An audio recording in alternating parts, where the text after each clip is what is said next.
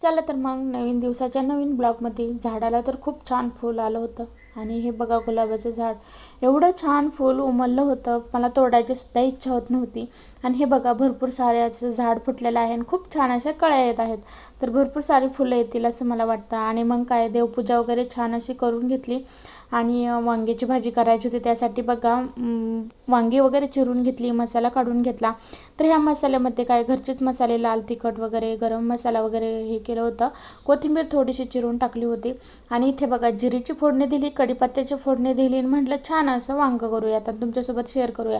तर हे बघा मी छान असं भरून वांगं केलं होतं. तुम्ही सुद्धा असंच करता का? कमेंटमध्ये मला नक्की सांगा. आणि व्हिडिओ आवडल्यास लाईक शेअर सबस्क्राईब करा.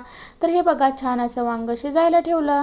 आणि मग काय अंशच्या पप्पा आता ऑफिसला जाणार होते, तर त्यांचं बाकीच्या सुद्धा गोष्टी करायच्या होत्या. तर त्या पटपट आवरून घेतल्या आणि ते सुद्धा गेले ऑफिसला. तर कसा वाटला व्हिडिओ कमेंटमध्ये सांगा.